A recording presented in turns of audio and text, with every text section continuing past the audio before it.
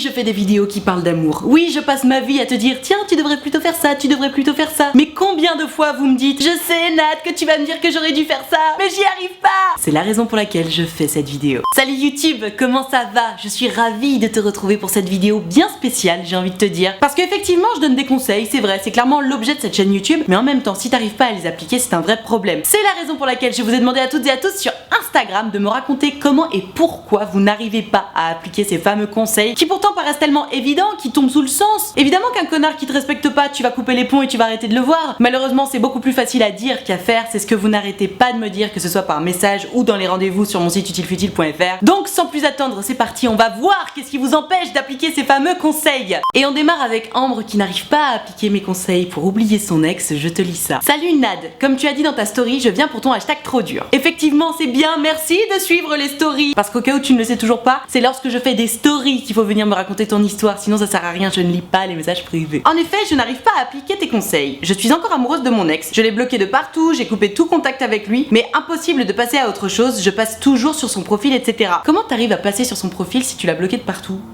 Grosse maline. En plus de ça, il y a un autre garçon que je vois passer tous les soirs en rentrant des cours, mais je n'ai pas le courage d'aller lui parler car je ne saurais pas quoi lui dire. Aide-moi Nad, qu'est-ce que je peux faire? Hashtag trop dur. Alors c'est marrant Ambre parce que tu soulignes deux problèmes auxquels j'ai très souvent affaire, c'est-à-dire j'arrive pas à oublier mon ex et je n'ose pas aller lui parler. Notamment pour ce hashtag trop dur, j'ai vraiment beaucoup d'histoires qui parlent de ces deux choses. Donc on va commencer sur le côté je n'arrive pas à oublier mon ex. Effectivement, c'est un conseil que je donne en permanence. Lorsque tu t'es séparé de quelqu'un et que tu souhaites aller de l'avant, évidemment c'est très difficile d'oublier son ex. Évidemment, c'est très difficile de passer à autre chose. C'est tellement facile pour moi d'être là derrière ma petite caméra et de dire peut-être qu'à couper les ponts et puis voilà, tu verras, ça passera à autre chose. Non, bien sûr que c'est douloureux, bien sûr que c'est délicat. Malgré tout ça, il faut de la force de caractère, de la force d'esprit et de la détermination pour réussir à oublier quelqu'un. C'est pour ça que je dis toujours coupe les ponts avec cette personne, supprime son numéro, bloque-le sur tous les réseaux sociaux, etc. C'est pas pour rien, c'est parce que étant donné que je sais que c'est difficile d'oublier quelqu'un et que je sais que c'est difficile de se le supprimer de la tête, parce que oublier quelqu'un, ça veut pas forcément dire oublier ses sentiments, ça veut aussi dire arrêter d'y penser tout le temps. Et donc le fait de supprimer le numéro de téléphone, de même le bloquer, de bloquer également tous les profils sur les réseaux sociaux, ça permet quoi? Déjà de ne plus avoir la personne dans ton feed, que ce soit sur Facebook, Instagram ou tout autre réseau social, et aussi et surtout de ne jamais être dans l'attente. Parce qu'à partir du moment où tu bloques quelqu'un, qu'est-ce qui se passe? Non seulement toi tu ne peux plus avoir accès à son profil, tu ne vois plus rien de son actualité, mais en plus tu ne peux pas être dans l'attente parce que si tu as bloqué quelqu'un, cette personne ne peut pas t'écrire non plus. Donc en fait, au lieu de te dire ah peut-être qu'un jour il va m'écrire, peut-être qu'un jour il va revenir vers moi, il ou elle d'ailleurs, et ben tout simplement tu arrêtes d'y penser parce que tu sais très bien que ce n'est juste plus possible et que c'est ta décision. C'est pour ça que je dis toujours coupe les ponts, bloque tout, supprime tout, ça te permet de couper ton esprit de tout ça, de toute cette mare de souvenirs dont tu essaies de te détacher, parce que le problème c'est que tes sentiments sont également nourris par des souvenirs. C'est tellement facile de penser à son ex et de se dire ah c'était tellement bien, il était trop mignon, et puis quand on a fait ça c'était magique. Évidemment que t'as des souvenirs magiques avec ton ex, mais là l'idée justement c'est d'éviter d'y penser. Je te demande pas d'oublier complètement ces souvenirs là parce que ça fait partie de ta vie, ça fait partie de toi, t'en as besoin. Enfin je sais pas si t'en as vraiment besoin, mais en tout cas ce qui est sûr c'est que t'as pas besoin de les oublier. En revanche, ce que je te suggère de faire, phrase très difficile à dire, en revanche ce que je te suggère de faire, c'est simplement d'arrêter de te passer le film de tous ces souvenirs en boucle, parce que c'est ça qui fait du mal. Et donc une fois que t'as tout coupé, tu n'es plus dans l'attente, tu ne vois plus rien de ton ex, et là justement tu peux réussir à penser à autre chose. Et c'est là qu'on arrive à ton deuxième problème ma chère Ambre. Lorsqu'on veut passer à autre chose, il faut faire quoi? Au-delà du temps bien entendu, qui règle évidemment tous les problèmes, tous les problèmes de cœur j'entends, toutes les tristesses sont résolues avec le temps. On finit toujours par faire le deuil. Avec le temps, tout s'en va, c'est la vérité. Malgré tout, pour accélérer le processus, et ça fait du bien, il faut rencontrer des gens, aller voir des gens, sortir de sa zone de confort, j'en parle beaucoup. Et ça aussi, c'est un deuxième point qui revient très souvent. Ah Nad, je veux oublier mon ex, je veux faire ce que tu me dis, mais il y a ce mec là, je l'ai vu passer, et puis j'ose pas lui parler. C'est exactement ce que tu me dis, Ambre. Hein. Tu penses toujours à ton ex, t'arrives pas trop à arrêter de penser à lui, et pourtant il y a ce mec là que tu vois passer tous les soirs et t'oses pas aller lui parler. J'ai fait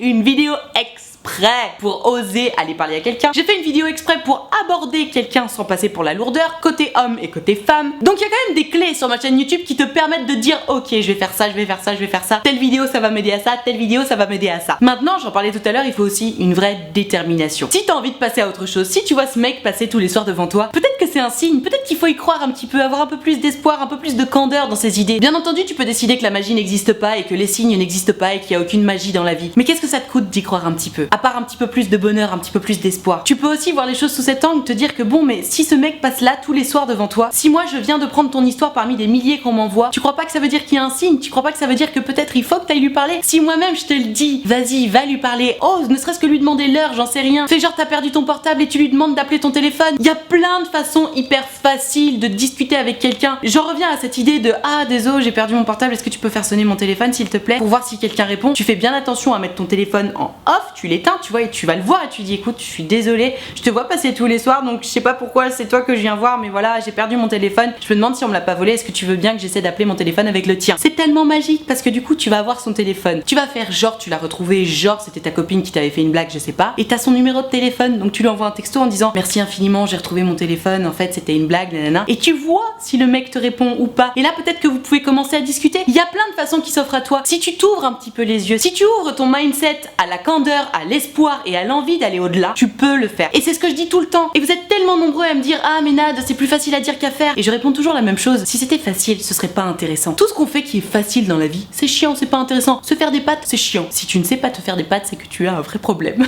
Donc tu ne racontes pas à tes copines que tu as fait des pâtes parce que c'est chiant, ce n'est pas intéressant. En revanche, si tu te casses le cul à faire un putain de repas à toute la famille, là tu vas en parler parce que tu t'es cassé le cul, c'était difficile, t'as surmonté des épreuves et là t'as des choses à raconter. C'est pareil en amour. S'il y a ce mec là qui est complètement amoureux de toi et toi tu t'en fous un peu, mais bon, par flemme ou par que sais-je, tu as fini par céder en disant bon d'accord on se met en couple, t'as rien à dire parce que t'es pas amoureuse, t'es pas intéressée par ce mec là, bon ok, tu fais passer le temps avec ce mec là, très bien. Alors que si tu vas chercher ce mec là qui passe sous ton nez tous les soirs, que tu vas lui parler, que tu sors de ta zone de confort, là t'auras vécu quelque chose, là tu vibreras. Et non c'est pas facile, et oui ça demande des efforts, oui ça demande de sortir de sa zone de confort, mais c'est comme ça qu'on se sent vivant en fait. Donc tu me dis Nad j'ose pas, Nad j'y arrive pas, il ne tient qu'à toi de décider que tu vas réussir, il ne tient qu'à toi de décider qu'aujourd'hui tu vas oser. Il y a que toi qui décide en fait, tout simplement. Donc réfléchis un petit peu à tout ce que je viens de te dire, fais le point un petit peu sur toi-même et réfléchis à ce que tu veux vraiment. Si tu veux vraiment passer à autre chose, si tu veux vraiment kiffer ta life, vibrer un petit peu et vivre des choses un peu hors du commun par rapport à ton quotidien, vas-y, ose, parce que c'est la seule façon de vivre ces choses-là. Donc je t'envoie tout mon courage parce que je sais que c'est pas évident pour l'avoir vécu. Et n'hésite pas à venir me raconter la suite parce que ça m'intéresse drôlement. On enchaîne avec une histoire plus ou moins similaire mais il y a quand même d'autres choses à dire donc c'est toujours intéressant. C'est Gertrude, cette bonne Gertrude, ça faisait longtemps, qui me raconte qu'en gros elle était dans la même classe qu'un mec qui était complètement son crush. Elle est allée lui dire que ce mec l'intéressait et lui a dit bah écoute je suis désolée, je t'aime beaucoup, malheureusement physiquement je ne suis pas attirée par toi. Et donc là elle m'explique, j'ai trop les boules parce que cette année on va plus être dans la même classe. Le problème c'est que nous avons tous les deux pris option sport donc je vais le revoir. Je ne sais pas si je vais retomber amoureuse de lui. Comment ça? Ça veut dire que t'es plus amoureuse de lui? Bizarre. J'ai vu toutes tes vidéos, j'ai appliqué tes conseils, mais ils ne m'ont pas aidé. Hashtag trop dur. Alors Gertrude, qu'est-ce que tu me racontes là? Tu m'expliques que bon, t'as suivi mes conseils puisque tu es sortie de ta zone de confort pour aller dire à ce mec là que tu le kiffais. Donc bravo, c'est bien, tu as raison. Au moins tu es fixé, je le dis toujours. Plutôt que se poser des questions et avoir peur de la réponse, il faut toujours y aller. Si t'as peur de la réponse, ça veut dire que tu te doutes que c'est mort. Bref, t'y es allé, tu as osé. Félicitations Gertrude, franchement tu peux être fière de toi. Maintenant, malheureusement, ce garçon t'a dit que même s'il t'aimait beaucoup, il n'était pas physiquement attiré par toi. Ce ne sont pas des choses qu'on change. Il faut absolument que tu comprennes ça et que tu l'intègres. Si physiquement il n'est pas attiré par toi, vous ne sortirez jamais ensemble. Et il a eu l'honnêteté de te le dire. J'ose espérer qu'il te l'a dit de façon délicate parce que c'est quand même pas facile à prendre dans la gueule. Mais de toute façon, tu sais, ne te remets pas en question sur le fait que ah tu dois être trop moche ou ah tu dois être trop grosse ou trop maigre ou trop grande ou trop petite ou que sais-je. Ne te dis pas des choses comme ça. Rappelle-toi seulement que on est tous le beau de quelqu'un, on est tous le moche de quelqu'un. Que ce soit toi, moi, Britney Spears, Brad Pitt ou George Clooney. Il y a toujours des gens qui vont nous trouver hyper sexy et d'autres personnes qui vont nous trouver super moches et pas du tout attirants. C'est comme ça, c'est la vie, c'est une question de chimie, j'en sais rien. Toujours est-il que ton Alphonse là, puisqu'il n'est pas attiré par toi, il va falloir que tu te fasses une raison. Je te laisse revenir à la question précédente pour l'idée de se faire une raison parce que j'ai suffisamment développé la question avec Ambre. Maintenant pour l'idée de ah je ne sais pas si je vais retomber amoureuse de lui, à partir du moment où tu te seras fait une raison, il faut aussi que tu comprennes que tes intérêts passent avant. C'est-à-dire que ok vous vous entendez bien, malgré tout toi tu es amoureuse de lui. Enfin tu es amoureuse, j'en sais rien puisque tu me dis que tu as peur de retomber amoureuse. Quoi qu'il en soit tu es attirée par lui physiquement, sexuellement, amoureusement, je n'en sais rien. T'es attirée par lui, donc ton rapport avec lui est biaisé. Je te conseille de ne pas essayer de nouer une relation d'amitié avec ce garçon parce que toi tu ne veux pas une amitié avec lui, tu veux sortir avec lui. Et ça c'est un conseil que j'arrête pas de donner. Si tu souhaites nouer une relation d'amitié avec quelqu'un avec qui t'as plutôt envie de ken, ça ne fonctionnera jamais. Tu seras forcément malheureux ou malheureuse parce que la vérité c'est que nouer une relation d'amitié c'est pour rester amis. Et on ne noue pas une relation d'amitié par défaut. C'est-à-dire que c'est pas parce que tu t'es pris une bâche par ton crush que bon bah puisque c'est comme ça tu resteras ami avec avec parce que tu as trop envie de rester avec. Non, ça c'est clairement donner le bâton pour te faire battre, parce que c'est exactement ce qui se passe toujours. Étant donné que t'es complètement à fond, tu deviens sa meilleure amie puisque t'es complètement love. Donc t'es hyper disponible, t'es hyper sympa, t'es tout le temps là. Et pour n'importe quel être humain sur Terre, lorsqu'on a quelqu'un autour de nous qui est hyper sympa, hyper disponible et toujours là pour nous, évidemment que ça devient notre meilleur pote ou notre meilleur ami. On va pas non plus cracher dans la soupe, tu vois. Il y a quelqu'un qui est là tout le temps pour toi et qui te demande même pas de sortir avec toi parce qu'il s'est déjà pris une bâche. Forcément c'est agréable, évidemment que t'en profites. Le problème c'est que toi du coup tu te retrouves dans une situation de malaise où ton Alphonse il va te dire quoi? Il va te dire ah putain je suis trop love de telle meuf, tu crois que je devrais aller lui parler, tu crois que je devrais lui demander de sortir avec moi, et toi tu te retrouves le cul entre deux chaises dans une espèce de conflit d'intérêts hyper malsain où tu te dis mais je suis tellement amoureuse de toi, j'aimerais tellement être à la place de cette nana, donc tu nourris de la rancœur, bref t'es malheureuse et ça ne sert à rien. Donc ok ton Alphonse tu vas le revoir en cours de sport, tu vois, c'est comme ça arrive. Il me semble qu'au lycée tu peux quand même choisir entre plusieurs menus de sport, essaie de faire en sorte de ne pas être dans le même menu que lui, essaie tout simplement de te couper de ce garçon là parce que vous n'attendez pas la même chose l'un de l'autre, vous ne réussirez jamais à être amis puisque t'es love de lui, donc simplement ne cherche pas à être proche de lui, ne cherche pas à tout faire pour être auprès de lui et ne le regarde pas, et de cette façon tu pourras ne pas retomber amoureuse de lui comme tu dis. Ce n'est qu'une question de détermination, exactement comme pour Ambre. Fais preuve de caractère, fais preuve de volonté, fais-toi passer toi avant, et au lieu d'écouter ta petite voix qui te dit ah mais si on a tellement envie d'être avec lui tout le temps, écoute la voix de la raison qui te dit si tu restes avec lui tu vas souffrir parce que ce garçon ne veut pas de toi alors que toi tu veux de lui. Respecte-toi et coupe les ponts avec ce garçon qui de toute façon ne t'apportera jamais ce dont tu as besoin. Courage. On enchaîne avec une petite qui a du caractère, c'est Rose qui me dit hello Nad. Je n'arrive pas à écouter tes conseils parce que je suis une fille très butée, donc avec beaucoup trop de caractère. J'entends ce qu'on me dit mais je n'en fais toujours qu'à ma tête. Je sens que je vais refaire une bêtise parce qu'il y a un garçon qui me plaît bien et qui voudrait qu'on le fasse ensemble, mais moi c'est ma première fois et je me dis que c'est bien parce qu'il a de l'expérience, même si je sais déjà qu'il faut pas que je m'attende à plus parce que ce sont les conseils que tu donnes dans ta vidéo. Bref, sinon je t'adore, gros bisous, PS il est un peu bad boy musclé.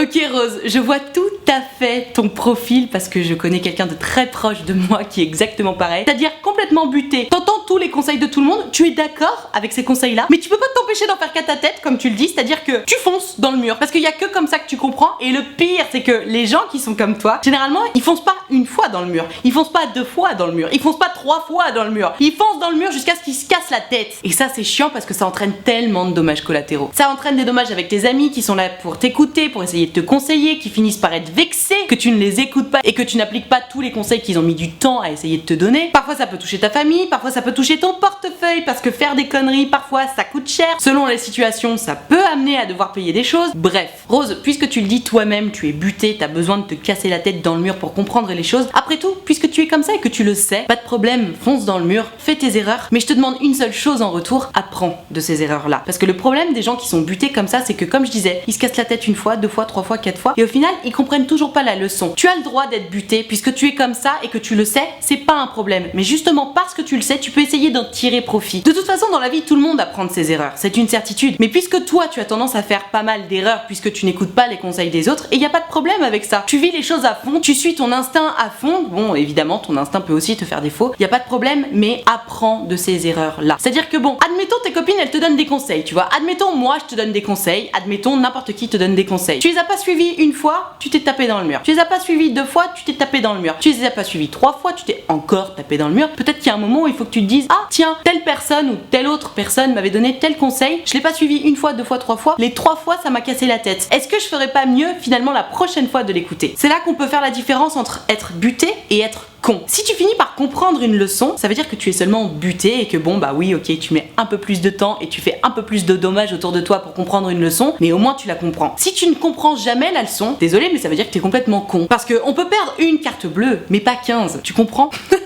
Donc encore une fois, fais tes expériences, fais tes erreurs, mais apprends de tes erreurs. C'est toujours là le plus important. Ok, une histoire trop intéressante de Gertrude qui me raconte « Salut Nad. Mon histoire est un peu différente. Je pense savoir ce que tu penserais de mon histoire, mais je suis convaincue que je dois continuer dans ma lancée. Et effectivement, tu vas comprendre. Je m'explique. Je suis célibataire et je vis très bien avec ça. J'ai tendance à multiplier les tableaux et je fais en sorte de ne pas donner de faux espoirs. Et puis là, il y a eu ce mec. Tintintin. Pendant l'été, on parlait beaucoup par message et il y avait clairement quelque chose, on ne me l'a fait pas à moi. Elle est drôle en plus. Sauf qu'à son retour dans notre ville à la fin de l'été, il m'a dit qu'il ne savait pas trop s'il était encore avec sa meuf, vu qu'il s'était pas parlé de l'été. Entre parenthèses, what the fuck, communication. Effectivement, quand tu parles pas à ta meuf de l'été, c'est qu'il y a un problème, on est d'accord. J'avais pas une grande envie de sauver une relation dont il avait rien à foutre, donc je l'ai pas repoussé et on a couché ensemble plusieurs fois. Ça c'est pas bien, s'il est encore en couple, il faut pas succomber à la tentation. Mais bon, admettons, c'est fait, c'est fait. On a fait une pause lorsque la copine en question est revenue, finalement ils étaient toujours ensemble, ou psy, mais sans passion apparente. Ça, ce n'est pas à toi de le décider, ma chère Gertrude, ce n'est pas à toi. S'ils sont toujours ensemble, ça veut dire qu'il y trouve toujours son compte, lui. Et hier, il est venu me voir avec un grand sourire pour me dire qu'elle l'avait largué. Ok, d'accord, donc le mec n'a juste pas de balls. C'est-à-dire que plutôt que de lui quitter sa meuf avec qui il est manifestement pas bien, non seulement il couche avec toi, mais en plus il attend qu'elle le largue. Putain, je déteste les mecs comme ça, je sais pas comment tu fais pour être attiré par lui. Admettons. Donc venons-en au fait. Vu les réponses que tu donnes souvent, j'imagine que tu me dirais: respecte-toi Gertrude, c'est un connard, il a trompé sa copine avec toi, donc il le refera. Au-delà de te dire ça, je te dis surtout qu'il n'a pas de couilles. Oui, mais je suis convaincue qu'avec cette meuf, il n'était juste pas compatible. Et c'est peut-être le cas, il n'empêche qu'il n'a pas de couilles. Lui, c'est un tombeur et elle avait peu d'expérience, du coup il n'arrivait pas à avancer. Moi qui en ai marre de tomber sur des gars qui s'attachent trop vite à moi, je suis convaincue que ça pourrait matcher ici. Donc dans ma tête, c'est non, c'est pas un connard, c'est juste que c'est un joueur comme moi et qu'il a besoin qu'on le laisse jouer. Hashtag trop dur. C'est intéressant ton histoire Gertrude, parce que effectivement tu as tout à fait conscience de l'avis que j'aurais sur cette relation. Bon, moi je suis convaincue qu'il faut pas coucher avec des mecs qui sont encore en couple, parce que solidarité féminine, les meufs, si on faisait toute attention à ça, il y aurait quand même beaucoup moins de femmes qui seraient malheureuses et les mecs feraient bien d'en faire autant de leur côté. Bref, de toute façon c'est consommé, maintenant ils sont plus ensemble, donc j'ai envie de te dire, c'est pas si grave que ça. Tu me dis que t'es convaincu qu'ils n'étaient pas compatibles. Effectivement, de toute façon, s'ils se sont séparés, s'ils se sont pas parlé de l'été, on est d'accord, ils étaient clairement pas compatibles, ils n'avaient rien à faire ensemble. Mais franchement, Gertrude, tu trouves pas que c'est un peu bizarre ce comportement? Tu me dis toi-même que ouais, c'était un tombeur, il avait de l'expérience et elle en avait pas, donc ils arrivaient pas à avancer ensemble. Mais ça veut dire quoi du coup? Ça veut dire que lui, du haut de son expérience et de son charisme et de que sais-je, il a même pas eu les couilles d'aller voir cette nana et de lui dire bon bah écoute, on va arrêter parce que déjà je suis en train de coucher avec ta copine là. Enfin non, c'était pas ta copine, mais t'as compris. Et puis en plus, on se parle pas de l'été, et puis en plus, je m'en bats les couilles de toi. Il a juste pas eu les balls de faire ça, tu vois. Dans la vie, tu as le choix de prendre des responsabilités ou non. Se mettre en couple avec quelqu'un, c'est une responsabilité que tu prends. C'est un engagement que tu prends avec quelqu'un. C'est un engagement de fidélité, de respect, de sincérité, d'amour. Bref, tu te mets en couple avec quelqu'un. Lui, il a pris cet engagement-là avec cette nana-là. Non seulement il a pas respecté la fidélité, mais il a pas non plus respecté le respect. Et c'est vrai que je suis toujours là en train de dire ah, s'il a trompé sa meuf avec toi, il finira par te tromper toi avec une autre meuf. Bon, ok, ce paramètre-là ne te fait pas peur, tant mieux pour toi. Mais ce qui est sûr, c'est que juste ce mec-là ne sait pas prendre ses responsabilités. Il ne fait pas passer le respect avant tout. Et ça, c'est un problème. Donc fais attention à ça. Ok, toi tu t'es dit bon bah tant pis pour elle, très bien, c'est ton choix. Et au final, il y a pas grand monde qui a quoi que ce soit à dire là-dessus. Ce qui est sûr, c'est que tu es en train de me dire que tu es en train de t'attacher à quelqu'un qui n'est pas capable de prendre ses responsabilités et qui n'est pas capable de dire les choses. Donc libre à toi, bien entendu. Et d'ailleurs, là, c'est même pas tant que tu n'arrives pas à suivre mes conseils, c'est surtout que tu es convaincu de quelque chose. Donc tu me fais penser à quelqu'un de la question précédente qui avait tendance à être un petit peu buté. Va au bout de ton histoire. Tu sais, très souvent les gens me disent ah mais Nad, j'y arrive pas, je sens qu'il y a un truc, il faut que j'aille au bout, non. Mais va au bout, va au bout. C'est en faisant ces erreurs qu'on apprend. Je viens juste de le dire un milliard de fois dans la question précédente. Il faut aller au bout des choses quand on est convaincu qu'il y a quelque chose à en tirer. Parce que moi je suis toujours à te dire ah coupe les ponts, fais ceci, fais cela. Mais parce que moi les conseils que je te donne c'est pour ne pas souffrir. C'est pour justement passer à autre chose. Libérer ton esprit de toute potentielle souffrance, tu vois. À partir du moment où tu es dans l'histoire, t'as complètement le nez dedans, que t'arrives pas à prendre du recul, effectivement très souvent la solution c'est d'aller jusqu'au bout du truc et se taper bien fort la tête contre le mur pour se dégoûter à tout jamais de cette histoire à la con, tu vois. Et d'ailleurs parfois on se dit allez vas-y je fonce, tant pis si je me prends la tête dans le mur, et puis en fait on se rend compte que bah on a tellement bien fait parce qu'on est toujours avec cette personne là et on a des enfants et on est mariés et on a une maison ou que sais-je. Donc Gertrude, puisque tu la sens bien cette histoire, puisque toi t'es convaincu que ça match, que t'es enfin en face de quelqu'un qui t'apporte ce dont tu as besoin, qui s'attache pas trop vite, etc. Mais vas-y, fonce. Puisque tu le sens bien, puisque t'es heureuse comme ça, vas-y. Si un jour ça tourne mal et que t'as du mal à oublier ce garçon, n'hésite pas à revenir, regarder mes vidéos pour avoir une meilleure idée de comment on peut oublier quelqu'un plus facilement. Et n'hésite pas à revenir regarder cette vidéo pour m'entendre te dire je te l'avais bien dit. Mais bien sûr, il faut faire ces expériences, il faut aller au bout des choses parce que ça fait du bien. Et surtout, lorsqu'on coupe une histoire parce qu'on a juste eu un conseil et on se dit ah comme ça je vais pas souffrir, et ben on a une sorte de sentiment d'inachevé. Et c'est très souvent le sentiment d'inachevé qui fait qu'on n'arrive pas à passer à autre chose parce que on sait, on sent qu'on avait encore des choses à vivre, on avait encore des choses à prendre ou à apprendre de cette relation et que par prudence on s'est empêché de le vivre. Et ça c'est pas non plus une bonne chose à faire parce que tu te coupes des expériences. Et oui, les expériences ça va aussi avec les erreurs et c'est important de faire des erreurs dans la vie parce que sinon on ne vit rien, on ne comprend rien. rien et on est là à suivre des conseils ou des règles qu'on ne comprend pas tout à fait. Les conseils que je te donne, ce sont des règles que tu as besoin de comprendre et pour les comprendre, il faut que tu fasses tes erreurs toi-même. Moi, je suis juste là pour te rappeler ce que tu as déjà vécu ou pour te rappeler que tu as déjà souffert là-dessus et que potentiellement il faudrait pas le refaire. Si tu n'as jamais souffert là-dessus, tu peux pas comprendre les conseils que je te donne. Donc vas-y, fonce Gertrude, fais-toi plaisir après tout. Et reviens me voir dans un mois ou deux pour qu'on sache si t'es toujours avec lui parce que j'ai drôlement envie de savoir.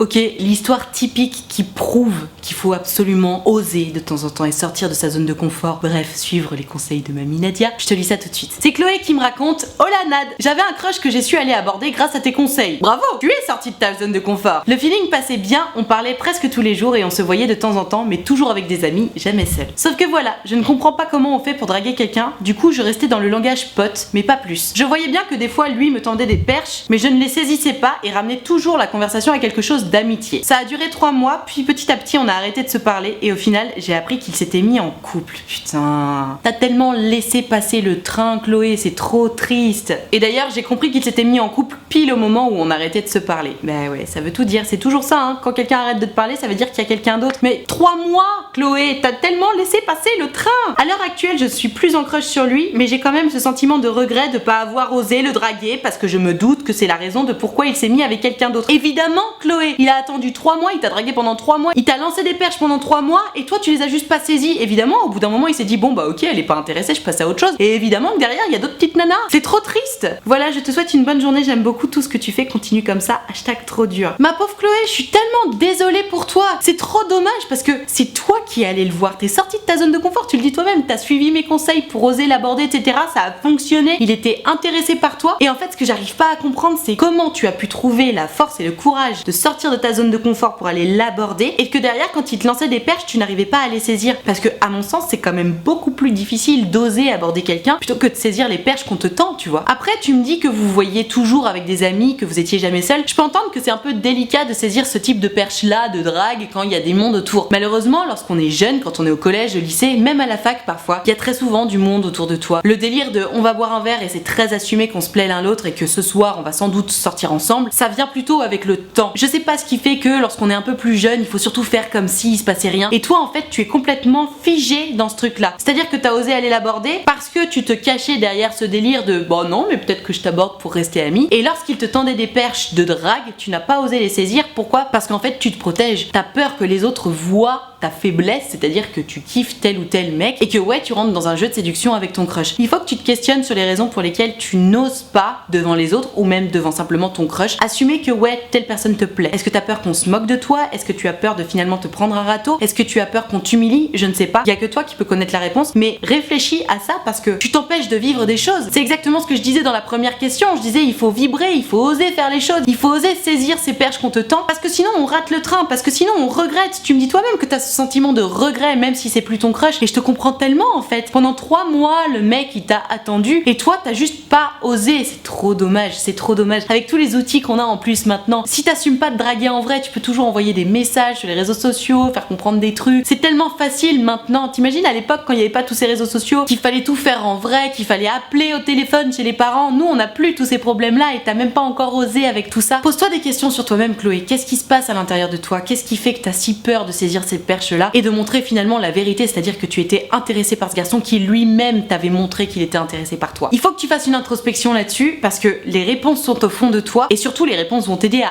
avancer et à te couper de ce problème-là qui t'empêche de sortir avec quelqu'un en fait. Et c'est trop dommage parce que tu te coupes de super expériences, de super choses à vivre. Donc réfléchis à ça, trouve la solution parce qu'elle est en toi et surtout la prochaine fois que ça t'arrive, promets-toi d'oser saisir la perche qu'on t'a tendue. Promets-toi d'oser rentrer dans la séduction. Et si c'est difficile de le faire directement avec quelqu'un qui te plaît vraiment, n'hésite pas à entrer dans la séduction avec des gens que tu connais ou j'en sais rien, des gens dont t'as rien à foutre ou en soirée avec des gens que tu reverras jamais. Rencontre des gens sur des applis de rencontre, des personnes que tu reverras plus jamais si ça peut te rassurer. Mais apprends le jeu de la séduction, apprends à rentrer là-dedans sans te sentir mal ou avoir peur parce que c'est pas normal, c'est trop dommage d'avoir peur de rentrer dans la séduction alors que c'est quand même un des jeux les plus agréables au monde. T'es là, tu sais que tu plais à un mec, tu sais que le mec te plaît, tu sais pas trop quand vous allez vous embrasser et tu joues à oui non, tout en laissant toujours comprendre que même si tu dis non, c'était juste pour embêter l'autre. C'est grisant comme jeu et tu as tort de t'en priver et ce serait dommage que tu continues de t'en priver. Donc réfléchis, pose-toi toutes ces questions-là, trouve la réponse en toi et promets-toi pour la prochaine fois d'oser saisir les perches qu'on te tend parce que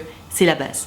Voilà, je vais m'arrêter là pour cette vidéo sur pourquoi et comment tu n'arrives pas à suivre mes conseils. J'espère que ça t'aura aidé un petit peu à mieux comprendre les raisons pour lesquelles parfois on n'arrive pas à suivre tel ou tel conseil. Et surtout, j'espère que ça t'aura ouvert grand les yeux sur ta situation à toi. Si c'est le cas, mets-moi un pouce bleu s'il te plaît parce que c'est drôlement important pour moi. Ça me permet de savoir que t'as aimé mon travail et puis surtout ça récompense mon travail, donc double emploi. C'est d'ailleurs à peu près aussi important que de t'abonner à cette chaîne YouTube d'ailleurs, donc fais-le maintenant. Tu cliques right now sur le bouton s'abonner et surtout que tu cliques juste à côté sur la cloche parce que ça te permet d'avoir une notification à chaque fois que je sors une vidéo et comme ça tu n'en louperas aucune. Si comme toutes les Gertrude et tous les Alphonse de cette vidéo tu veux pouvoir participer aux prochaines vidéos en me racontant ton histoire, c'est donc sur Instagram comme je le disais que ça se passe. Tu n'as qu'à venir me suivre et tu verras je fais toujours des stories dans lesquelles je précise quelle vidéo je suis en train de préparer. Donc à ce moment là soit tu me racontes ton histoire dans la boîte à questions soit en message privé selon le type de vidéo et tu verras je poste aussi des petites photos, des petites vidéos, bref je t'attends dès à présent sur Instagram. Je profite de la fin de cette vidéo pour te rappeler que mon site utilefutile.fr est ouvert, enfin ça y est, ça te permet de prendre rendez-vous